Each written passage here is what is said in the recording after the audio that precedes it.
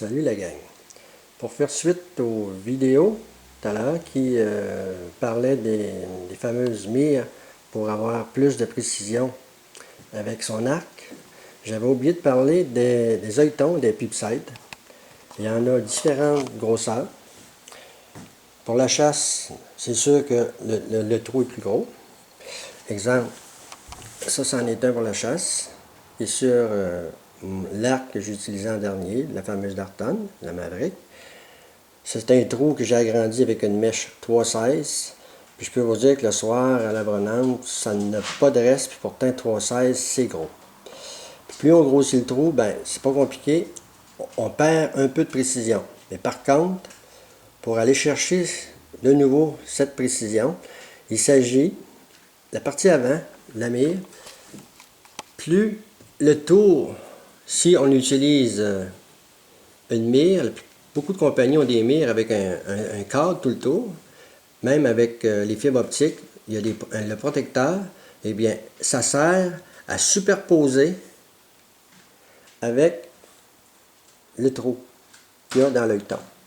Ce qui veut dire, plus tu agrandis ton trou dans l'œilleton, ben, tu t'organises pour avoir une mire dont le pourtour est minimum 2 pouces, 1 pouce et demi, 2 pouces. Et si tu aurais 2 pouces et demi à 3 pouces, ce serait encore mieux. Tu serais sûr de superposer l'œilleton avec l'extérieur. À ce moment-là, tu deviens presque aussi précis que si tu prends un œilleton pour le tir target, qui est beaucoup plus petit. Je vais essayer de le mettre au côté. Là, on voit. Vous voyez la différence du... Voyons, tout à l'heure, là. Bon, on va essayer. OK. Vous voyez la différence? C'est une mèche que j'ai pris. Dans celle-là, il me semble que c'est une mèche plus petit qu'un 16, un 16e de pouce. Fait que ça, c'est un œilleton pour avoir un peu plus de précision.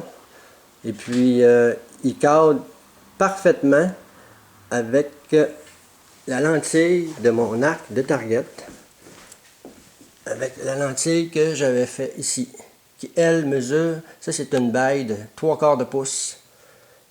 C'était parfait avec le trou de cet œilleton là. Maintenant, fait que si je regarde ici, j'ai fait un petit dessin qui représente ça. Fait que si je vais me prendre quelque chose de pointu, je vais prendre une pointe de flèche. Si je regarde ici, ça représente la mire avant, le scope, le télescope, ou la mire à fibre optique. Puis ça représente le ring autour protecteur pour ne pas abîmer les fibres optiques. Ça ici, ça représente la corde de l'arc. Ça représente ici l'œilleton. Ça, c'est notre œil.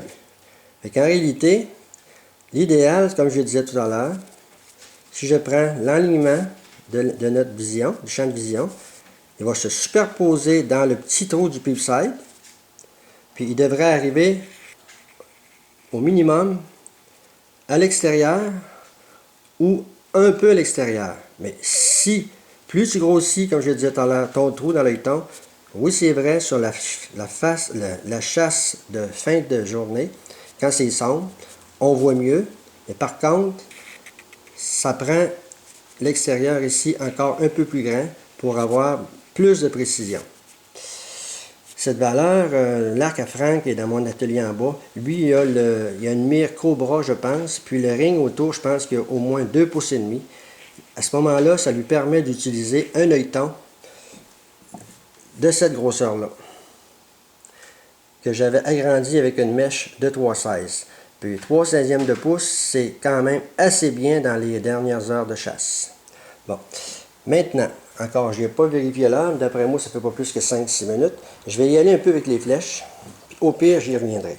Alors, je parlais je les ai placés par ordre d'importance. De la plus facile à tuner, c'est la fameuse flèche d'aluminium qui est bien connue, c'est de la XX75.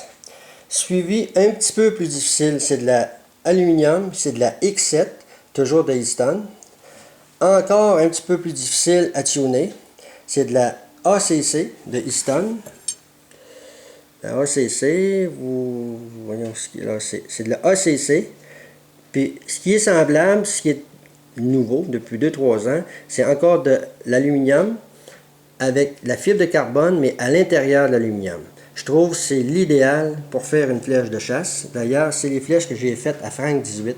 Je lui en ai fait une douzaine. Puis c'est une flèche qui équivaut à la ACC. Mais plus résistante que la ACC, étant donné qu'elle a 2 parois. Si je continue, ça, c'est pas des flèches de chasse. C'est de la ACE, toujours de Easton. C'est les flèches que j'utilisais pour faire du tir à l'extérieur à longue distance, à 90 mètres. C'est de, on appelle ça, aluminium carbone extrême. Ça vaut 30 $ la flèche. Fait que, avec les taxes, c'est tout près de 400 $ la douzaine. Puis les plumes que dessus, c'est des plumes que je fabrique. C'est un plastique rigide. Dans le vent, ça fonce dans le vent. Ça n'a aucune interférence. C'est très stable. Puis maintenant, si je continue, je vais finir avec mes flèches d'arbalète. Puis eux autres, j'en ai une ici. C'est des flèches que je fabrique à partir de flèches d'arc. D'ailleurs, depuis l'automne passé, je chassais avec la fameuse Full Metal Jacket. C'est une flèche très robuste. C'est les mêmes que j'ai faites pour Frank 18, sauf que je les ai modifiées. Je les ai appesanties pour avoir, voyez-vous, elle pèse 463 grains. Et puis en plus, je lui rajoute en avant un bout de flèche qui rentre dessus presse fit. C'est collé là à l'époxy, indestructible. Fait que peu importe l'os que j'attrape, c'est impossible, ça casse. Souvent, elle peut casser dans le devant. J'en ai 3 doubles ici. La Full Metal Jacket, elle a 2 doubles, aluminium carbone, plus aluminium à l'extérieur. Puis la pointe fixe que j'utilise depuis l'an passé, je suis très satisfait, ultra robuste. C'est de la ball cutter de Excalibur. Elle est complètement en acier. Puis les lames sont bien ventilées. J'ai fait des tests un peu. À 100 verges, elle peut grouper autour de 2 pouces. J'ai déjà eu mieux que ça, mais 2 pouces, ça me satisfait. Parce que je fais comme je vous disais, mes tirs, c'est entre 50 et 60 verges que je vais tirer un orignal. Ça fait que c'est ça pour mes flèches d'arbalète. Fait que si je fais un résumé vite, le niveau de difficulté, l'aluminium, c'est la plus facile à tuner. Puis la plus difficile, c'est la flèche de carbone en allant à la flèche ACE. C'est très difficile à tuner, mais quand tu as trouvé une recette, c'est l'enfer, ça groupe comme une carabine de match à 100 verges, ces flèches-là. C'est sûr, ça prend un tireur habile là, avec ça, mais ça fait une bonne combinaison. Ça fait que je reviendrai une autre chronique, je vais regarder ça. Fait que je vous dis à la prochaine chronique. Salut tout le monde.